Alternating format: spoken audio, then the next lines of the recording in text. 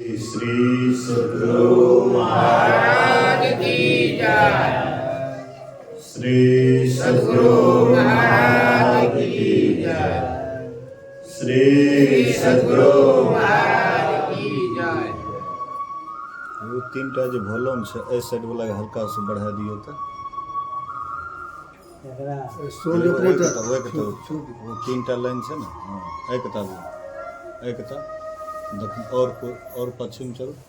हाँ ओकरे हल्का से फिर तो बढ़ा दियो।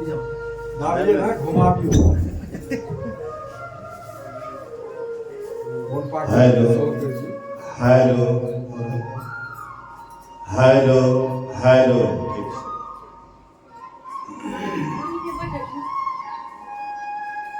बोलिए श्री सद्गुरु महाराज की जय। श्री सद्गुरु महाराज की जय। श्री सद्गुरु महाराज की जय। अखंड मंडलाकारं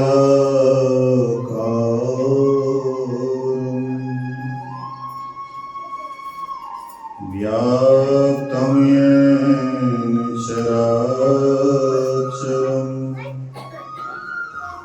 तत्पदं दर्शितं येन तस्मै श्री गुरुवे नमः। धन्य धन्य सतगुरु सुखद महिमा कही न जाए। जो कुछ कहो तुम्हारी कृपा मोते कछु न बसाए। संवेद समादरणीय सज्जन वृंद, आदरणीय माताओं तथा भक्तिमती बहनों, एक दिवसीय संतमत सत्संग का आयोजन परम श्रद्धेय स्वर्गीय दुर्गा बाबा जब वे शरीर में थे, हल्का से कम करो तो जकरा बढ़ लिए रहे ओकरा हल्का से कृति कम करो। हल्का से हेलो और हल्का से हेलो हेलो।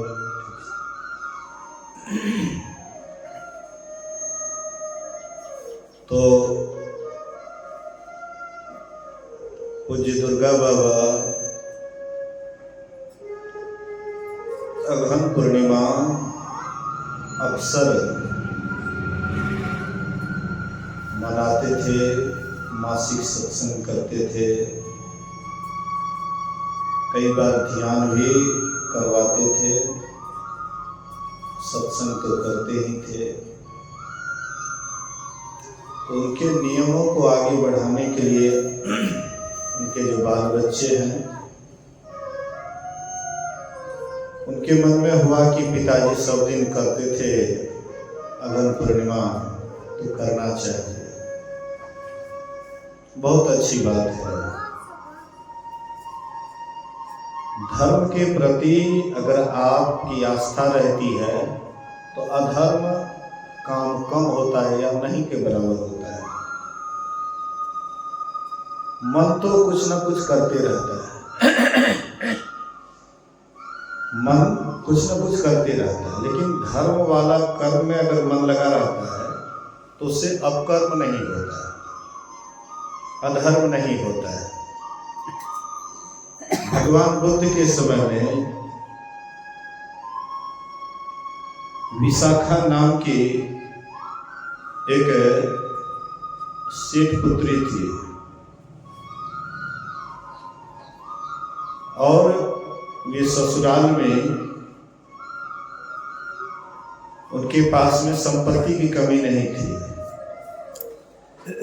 27,000 करोड़ के आभूषण को बेच करके भगवान बुद्ध के लिए एक बहुत बड़ा भवन का निर्माण किए। और उसके बाद एक दिन वह बहुत मगन होकर के गीत गा रही थी। तो किसी भिक्षु ने कहा कि भंते, विशाखा गीत गा रही थी। बोले कि हाँ, वह जो धर्म वाला कर्म की थी उसी को याद करके वो आनंदित थी, मगन थी, गीत गा रही थी। कहते हैं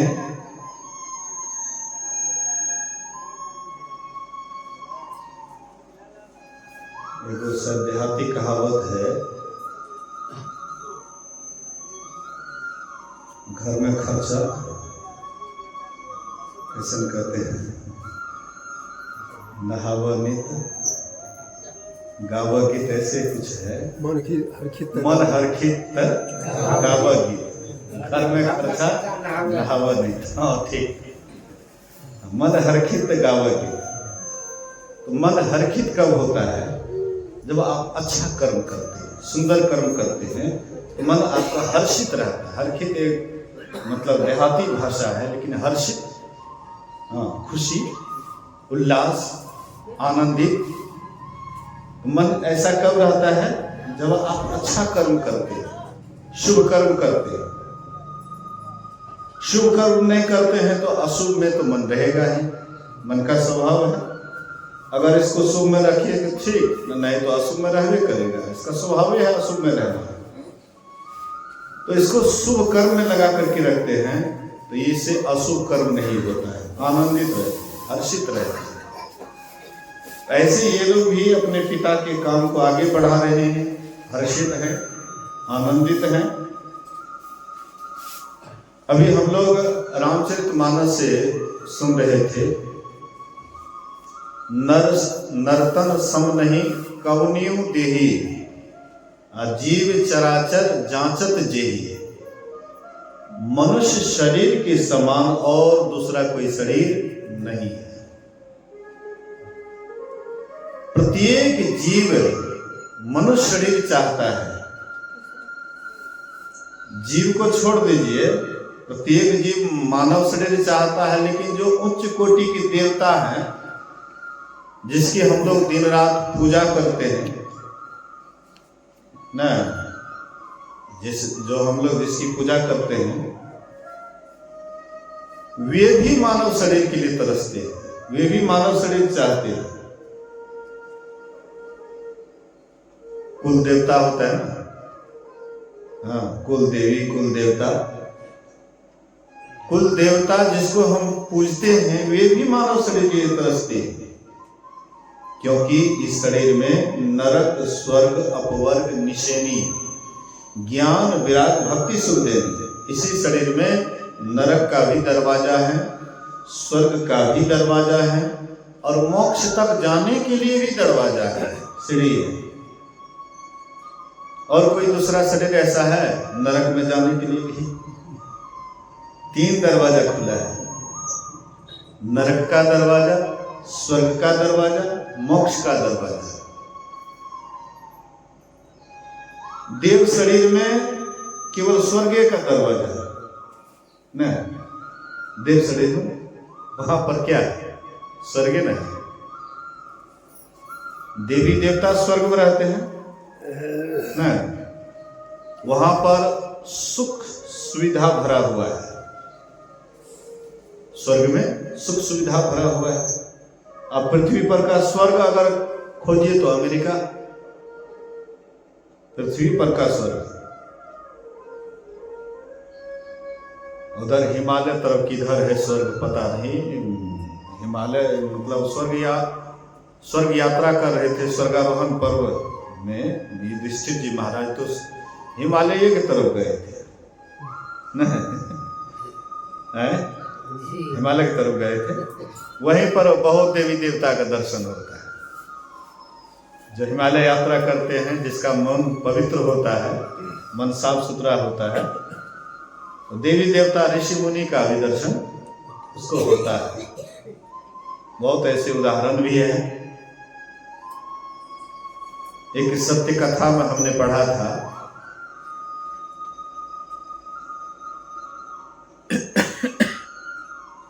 एक महात्मा हिमालय यात्रा कर रहे थे।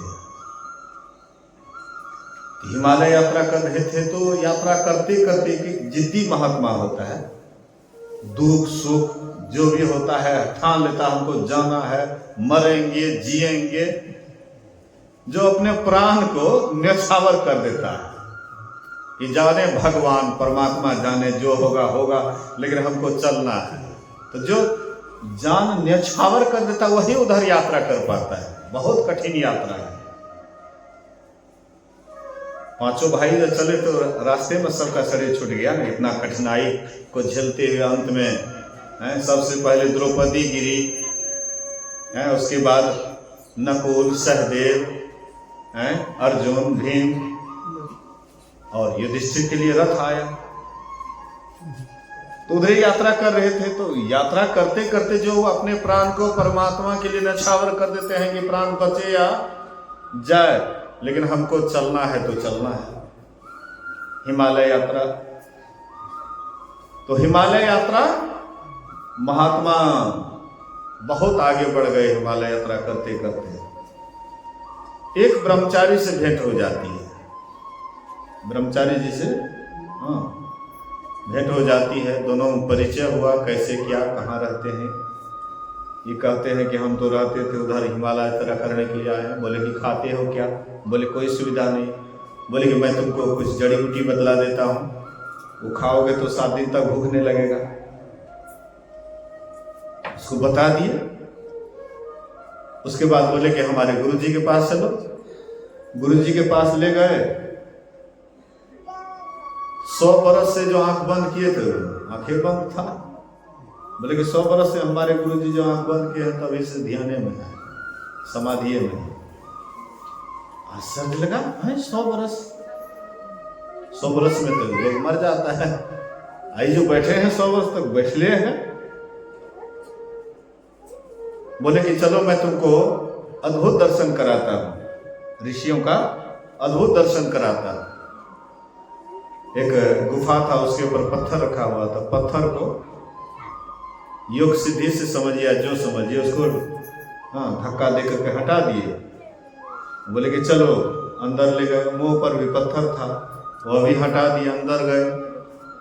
अंदर जाने के बाद बहुत ऋषि मुनि 5000 वर्षों से जो बैठे थे, बैठले थे। जब महाभारत का लड़ाई हो रहा था उसी समय में पता नहीं क्या सोच करके बैठे, उसी समय में बैठे तो अभी तक बैठले है। उसका दाढ़ी नीचे झूल रहा है, बाल तो पूरे एकदम जमीन में। और उसके बैठने का जो ऊंचाई था, ये जो खड़े थे उतना ऊंचाई बैठने पर था। नहीं कहते 25 हाथ का, वही समझिए। उतना ऊंचाई बैठने पर, जितना हम लोग खड़े होते हैं उतना बैठने पर ऊंचाई था। इतना सुंदर, इतना रमणीक। कहता है कि लगता है, मन करता है यहाँ पर कुछ दिन ध्यान भजन करने का। बोले कि यहाँ पर जो लैट्रिन पेशाब के बिना रहता है वही यहाँ पर रहता है, और तुम तो नहीं रह पाओगे। यहाँ गंदगी नाम का कहीं चीज नहीं, बिल्कुल साफ सुथरा है। इसलिए अगर कोई अगर कोई अनजान आदमी आ भी जाए तो शाम के समय में वो जहां से आता है देव योग से वहां वो पहुंच जाता है। ऐसी देवी शक्ति है। बड़ा विस्मित हुए। उसके बाद फिर ब्रह्मचारी जी गुफा को बंद करके फिर और व्यक्ति और थोड़ा आगे निकले। एक गुरुजी कह रहे थे अपने शिष्य से, बेटा आज जो खीर बनी है बिल्कुल भगवान राम के शादी में जो खीर खाए थे बिल्कुल वैसा ही स्वादिष्ट। बोलिए श्री सद्गुरु महाराज की। अपने शिष्य से कह रहे थे, गुफा में ही सुने कि बेटा आज का जो खीर बना है, भगवान राम के शादी में ऐसा खीर खाए थे, इतना स्वादिष्ट खीर, और आज का खीर बिल्कुल वैसा है। मतलब त्रेता युग का ऋषि मुनि। और आगे बढ़ते हैं, होते होते हाँ, मतलब बुझाता है कि स्वर्ग उधरे है। अनुमान से, देखे तो नहीं है, अनुमान से बुझाता है कि उधरे है। पांचों भाई पांडव हिमालय यात्रा के ही तरफ गए थे, उधरे मतलब आगे बढ़ करके उसके लिए रथ आया, और चारों भाई तो इधरे रह गए। वे बिना रथे के गए होंगे, शरीर छोड़ करके नहीं गए ना। तो जहां स्वर्ग है, जहां सब सुख सुविधा है, लेकिन सब सुख सुविधा को छोड़ करके फिर मनुष्य शरीर में क्यों आना चाहते हैं? हम लोग सुख सुविधा के लिए पूरा मेहनत करते हैं, नहीं करते हैं? दिन रात एड़ी चोटी क्यों कर रहे हैं?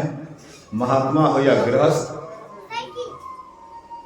महात्मा भी सोचता है कि बढ़िया आश्रम बना दें ताकि लोग मर जाएंगे तो पर भी लोग नाम लेगा।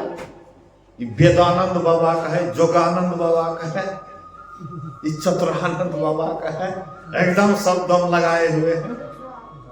मैं अपना अपना नाम के पीछे नहीं लगाए, तिनिये का नाम बोले, लेकिन ऐसे बहुत महात्मा हैं।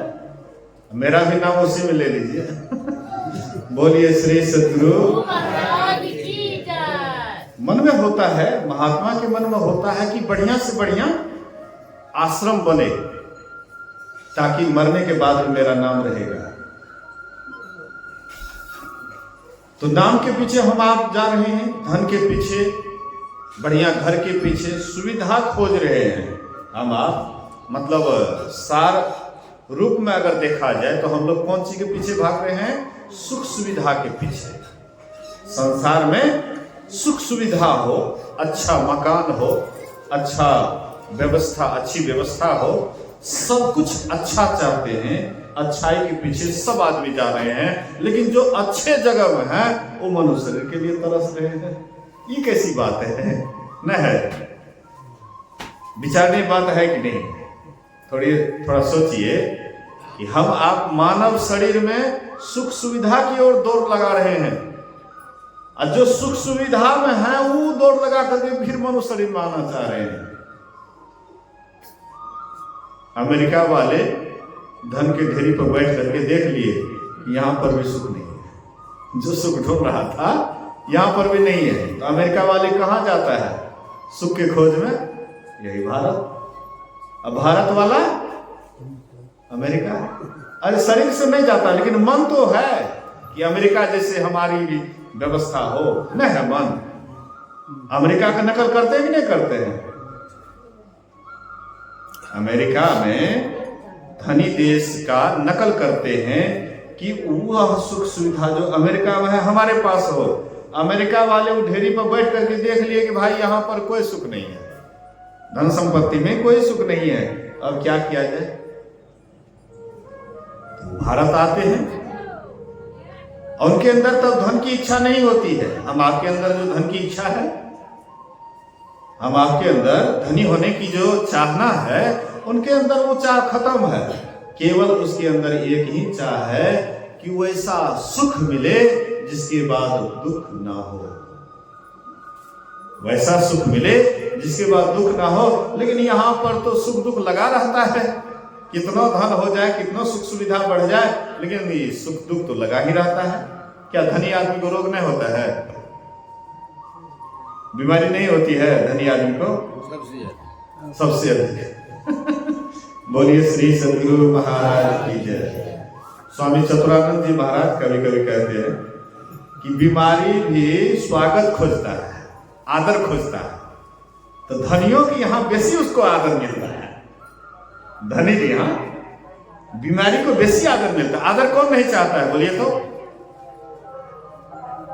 क्या आप लोग बिना आदर के यहां आए हुए हैं? अगर अनादर हो जाए तो आइएगा दूसरे दिन? हमको नहीं विश्वास है। अनादर अगर हो जाए आपका तो दूसरे ही दिन यहाँ से मुख मोड़ लीजिएगा, फिर इस जगह को भूलिए जाइएगा। कितना दुर्गा बाबा से आपको स्नेह था, प्रेम था, आप भूलिए जाइएगा। अनादर कोई नहीं चाहता है, सब आदर चाहता है। और जो आदर अनादर से ऊपर उठे हुए वो तो देवी देवता भी अनादर नहीं खोजते हैं, ये बात याद रखिएगा। की कहे से हमरा साँझ नहीं दिलको त्या ला कई बुझी तो दैया के हमर पूजा नहीं करू, बुझी दैया के देरे समय से साँझ तब नहीं ना भेले घरे के ठेल छे। वो भी आदर खोजता है। नहीं थोड़ा सा मैं थोड़ा सा गहराई में थोड़ा इसको थोड़ा सा गहराई से देखिए कि आदर सब आदमी खोजते हैं, अनादर कोई नहीं चाहता है, आदर सब आदमी चाहते हैं। देवी देवता भी आदर चाहते हैं, हम आप भी आदर चाहते हैं।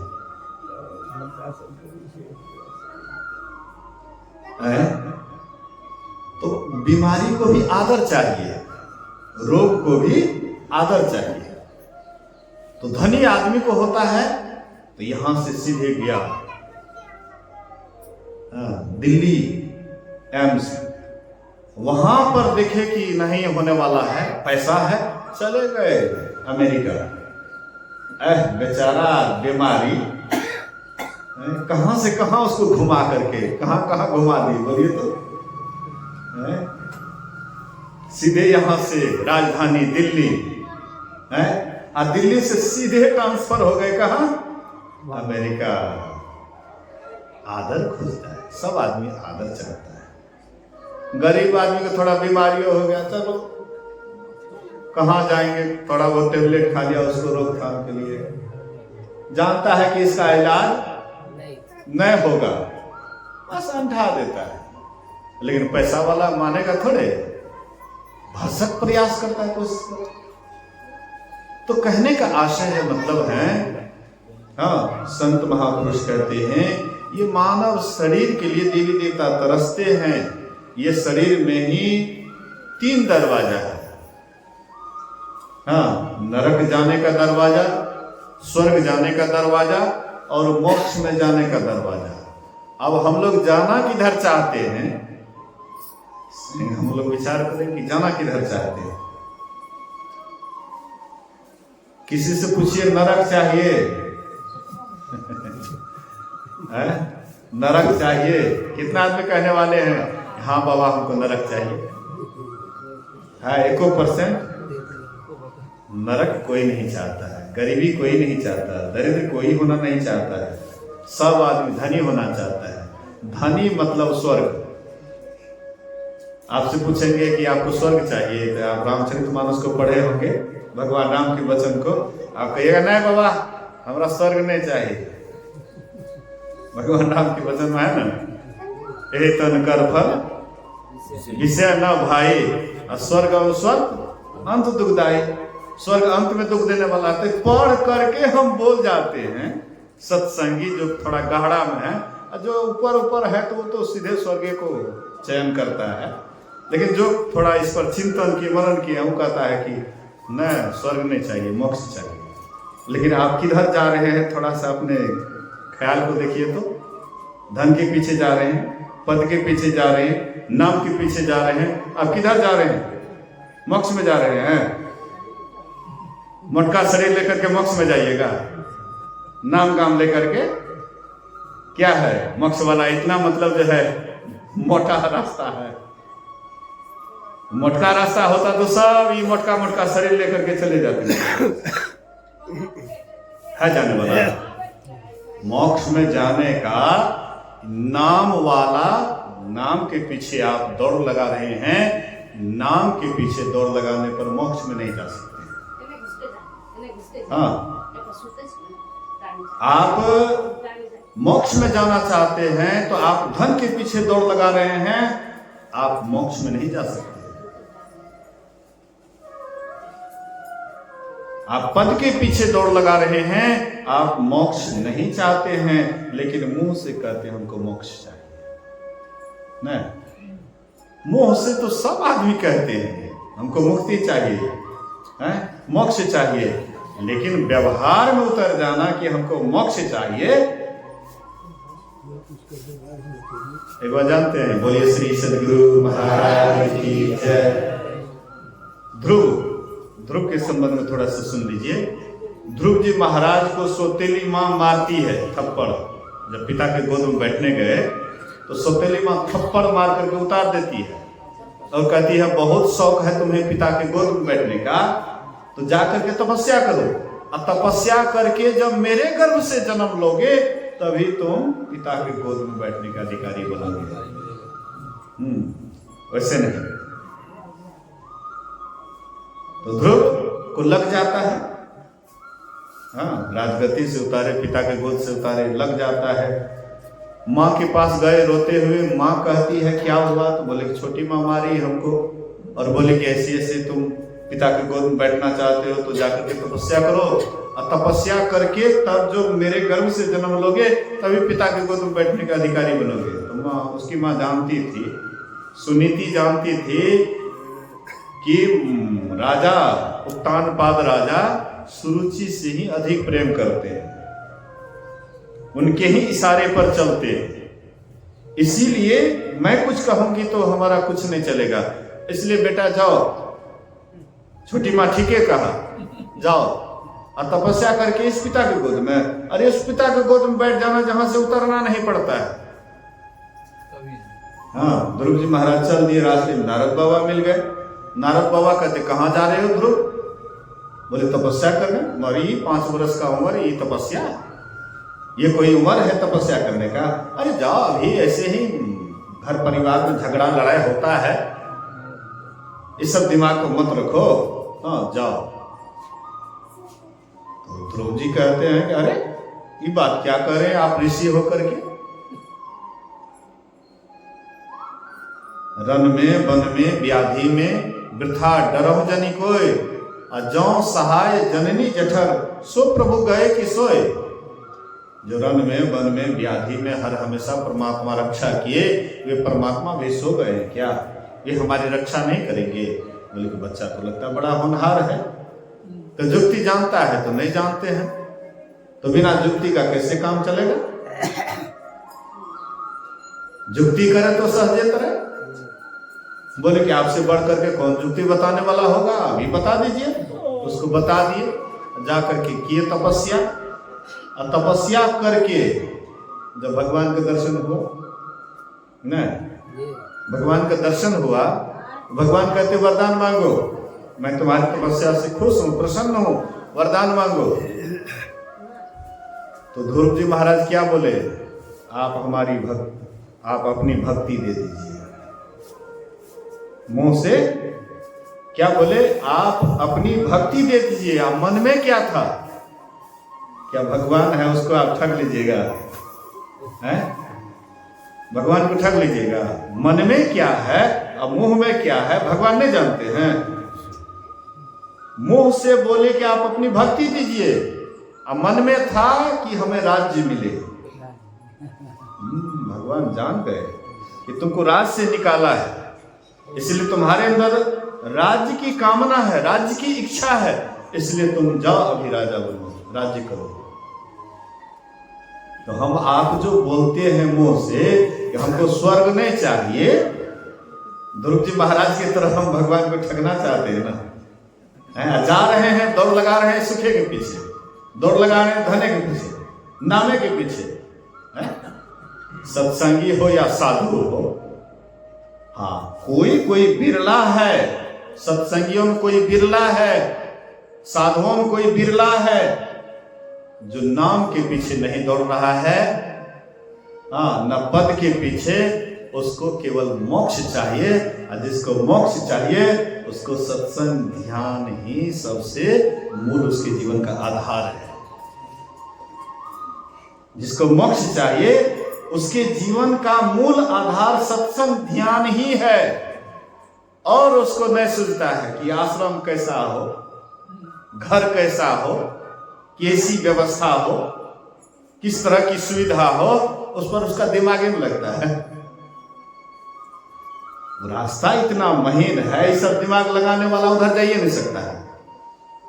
बोलिए श्री सद्गुरु महाराज की जय।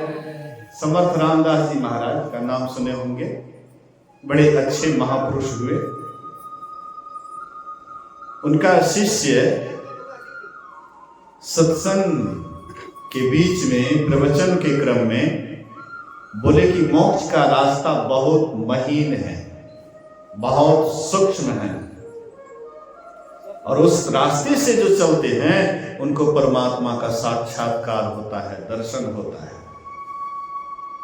एक सेठ जी उस सत्संग में बैठे हुए थे, पैसा वाला था, धनी आदमी था, सेठ साहूकार बैठे हुए थे। वो महात्मा जी से कहते हैं कि कौन रास्ता है सूक्ष्म, हमको बताओ, हम चलना चाहते हैं उस रास्ते पर, हम भगवान का दर्शन करेंगे। तो नौका शिष्य था, उतना अनुभव भी नहीं था, डर गए सेठ जी से, और नहीं बताएंगे तो हमको फांसी भी दे सकता है। हुकूमत था उस समय में धनियों का। अपने गुरु महाराज के पास गए, जाकर के प्रणाम करते हैं, कहते गुरुदेव ऐसी ऐसी बात। समर्थ रामदास जी महाराज से प्रार्थना किए कि ऐसी ऐसी बात हमने कहा। वो कहते हम चलने के लिए तैयार हैं, कराओ दर्शन, कौन सूक्ष्म रास्ता है, महीन रास्ता है, उस पर हम जाएंगे, चलेंगे। समर्थ रामदास जी महाराज कहते बेटा कोई बात नहीं, चिंता मत करो, चलो और सेठ जी के पास लेकर के चलो। ले गए, कहते हैं सेठ जी ऐसी ऐसी बात, हम करना चाहते हैं दर्शन, हमको कराइए, नहीं तो हम इसकी सजा देंगे इनको। समर्थ रामदास जी महाराज, चार दीवारी था, घेरा वाला चार दीवारी था, ये योग बल से उस पार चले गए। शिष्य से बोले कि बेटा तुम आओ। बोले गुरुदेव हमें पावर नहीं है, दीवार को टपना हमें पावर नहीं है गुरुदेव, हम नहीं जा सकते हैं। बोले कि बेटा मैं तुमको शक्ति देता हूं, मैं तुमको पावर देता हूं, मेरे पावर से तुम आ जाओ। हाँ, वहां से गुरु जी की कृपा हुई, पावर दिए, वो भी आ गए अंदर। समर्थ रामदास जी महाराज कहते सेठ जी इस पार में परमात्मा एकदम साक्षात दर्शन दे रहे हैं, आओ और दर्शन करो। बोले क्षमा कर दीजिए, हमारे पास नहीं है वो शक्ति। हाँ, छोटा छिद्र होकर के प्रवेश करने की शक्ति हमें नहीं है, इसलिए क्षमा कर दीजिए। जैसे उस सेठ जी वह सूक्ष्म मार्ग होकर के उस पार नहीं जा सके, हम आप भी वह सेठ जी से कोई विशेष नहीं है। हम भी सेठ बनना चाहते हैं, कौन सेठ नहीं बनना चाहता है? पूछिए तो कौन सत्संगी सेठ नहीं बनना चाहता है? कौन नहीं चाहता आलीशान मकान? किसी के मन में है कि आलीशान मकान नहीं हो? हाँ, भले पूरा नहीं होता अलग बात है, व्यवस्था नहीं होता अलग बात है, लेकिन मन में तो इच्छा जरूर है, मन में तो है कि हमारे पास आलीशान मकान हो। और जब तक ये चाहना रहेगी तब तक क्या हम मोक्ष में जा सकते हैं? चाह गई चिंता मिटी, मनमा बेपरवाह। जिसकी चाहना चली जाती है उसकी चिंता मिट जाती है। जब तक चाहना है तब तक चिंता है। गरीब है उसके अंदर भी चाहना है, धनी है उसके अंदर भी चाहना है। चाहना के रहते हुए आज तक कोई अपने को सुखी नहीं समझ पाया। कबीर साहब कहते चाह के चौतरे को आग दी जाए।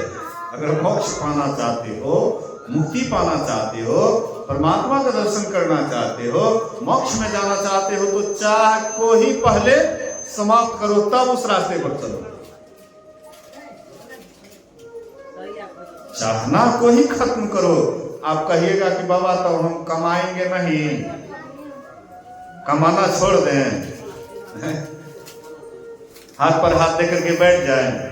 कौन कहता है आपको कमाने के लिए नहीं? क्या साधु महात्मा कमाते नहीं हैं, निठल्ले बैठे रहते हैं? कबीर साहब नहीं कमाते थे, हैं? गुरु नानक देव नौकरी नहीं करते थे, लेकिन उनके अंदर ये चाहना नहीं थी जैसे हम आपके अंदर में होती है, ये प्लॉट मेरे ही नाम से हो जाए, यहाँ पर मकान बनने, वहां पर मकान बना ले। जो स्वाभाविक होता है हाँ उसको होने दीजिए, लेकिन मन में जो इच्छा पाले हुए है नहीं, मन में जो इच्छा भरा पड़ा है, यही सबसे साधना में बाधा है।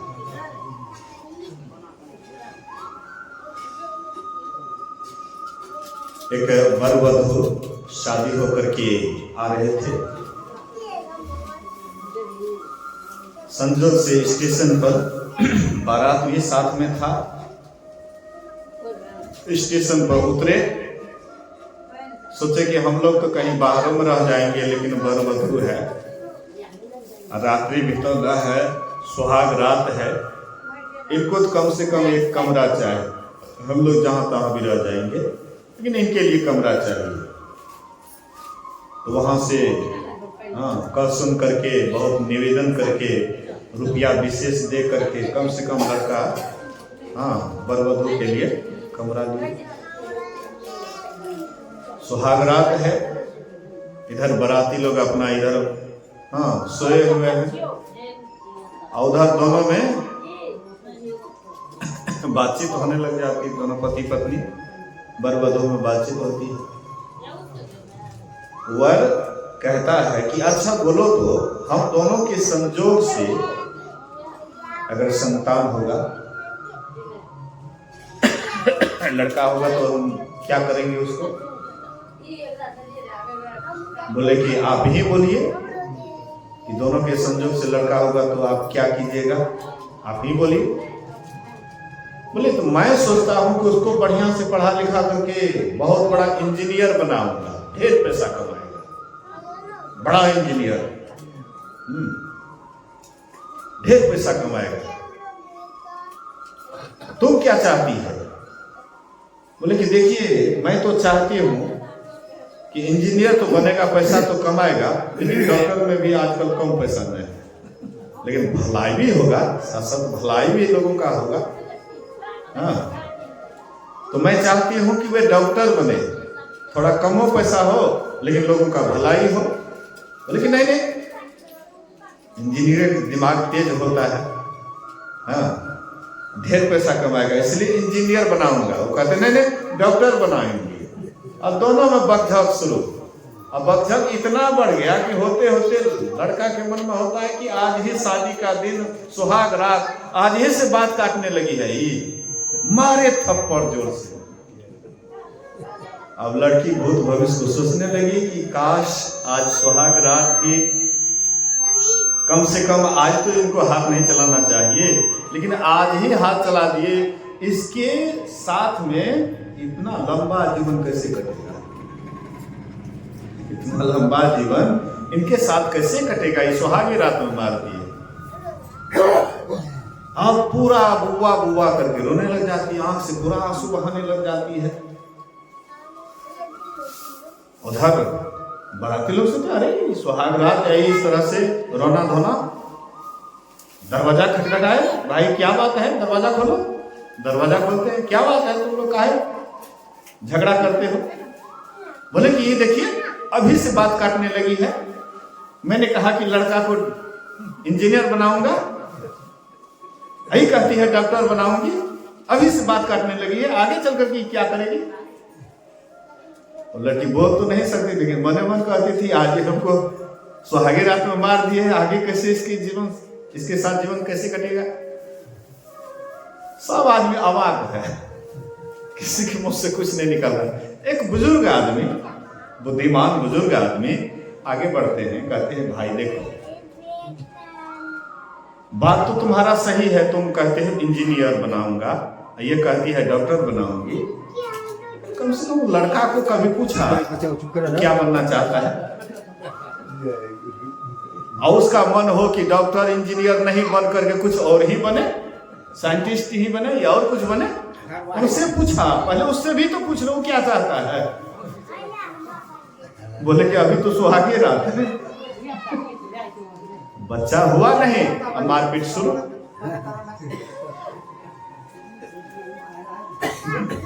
देखिए कैसी कैसी विडंबना, यही है मतलब। जैसे हम आपके पास संतान होता नहीं है, लेकिन मन में होने लग जाता है कि मेरा बाल बच्चा होगा तो इतना यहाँ पर ये बिल्डिंग बना लेंगे, यहाँ पर इतना जमीन खरीद लेंगे, ये कर लेंगे। मकड़ा जाल की तरह एकदम बिनना शुरू कर देते, भीतरे भीतर माथा में मकड़ा जाल की तरह बिनना शुरू कर देते हैं। अरे जो होता है आप करते ही हैं, नहीं कौन नहीं करते?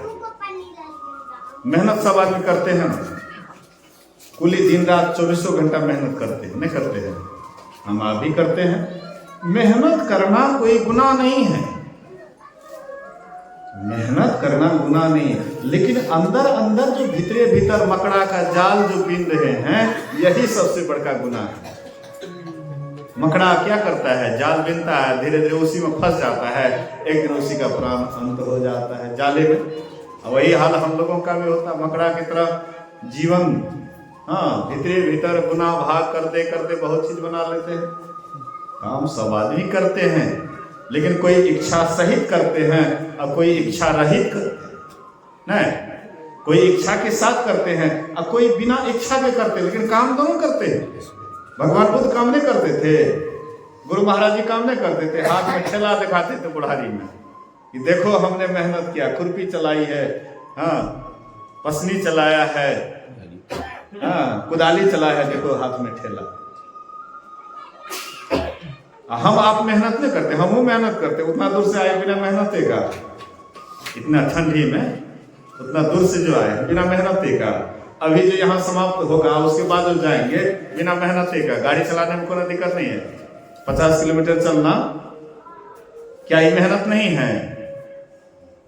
लेकिन इच्छा सहित मेहनत कर रहे हैं तो धीरे धीरे बंधन का कारण हो जाता है।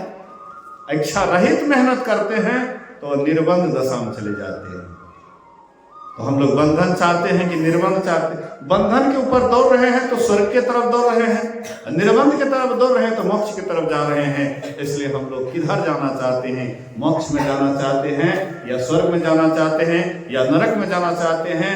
खुद हिसाब किताब करके अगर मोक्ष में जाना चाहते हैं तो काम सब कुछ कीजिए, करना सब कुछ, लेना न कुछ भी, बाना झाखर झुरों का, करना सब कुछ।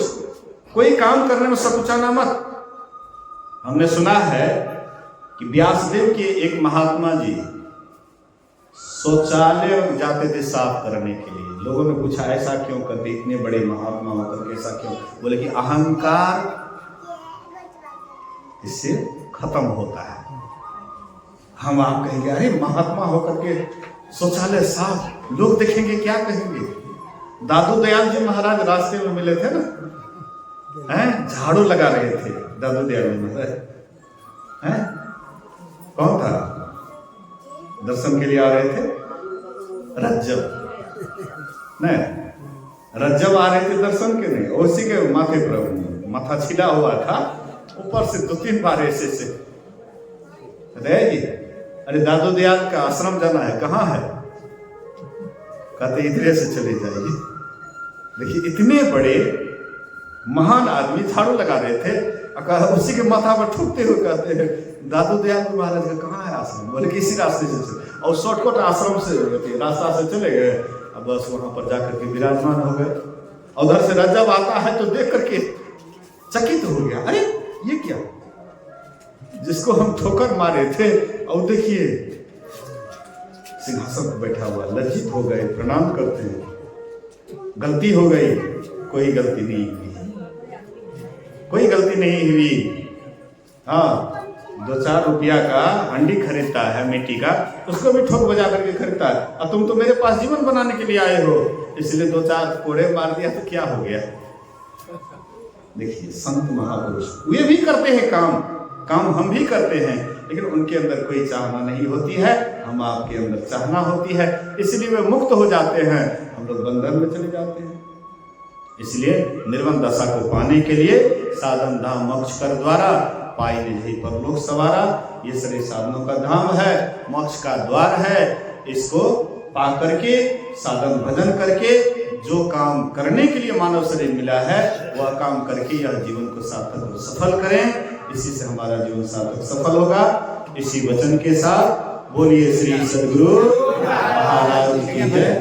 दुर्गा बाबा के नाम पर जो ये कार्यक्रम हुआ है, उनके बाल बच्चे जो ये कार्यक्रम करवाए हैं, उसमें तन मन धन किसी तरह से भी जो लगाए हैं, सब आदमी धन्यवाद के पात्र हैं।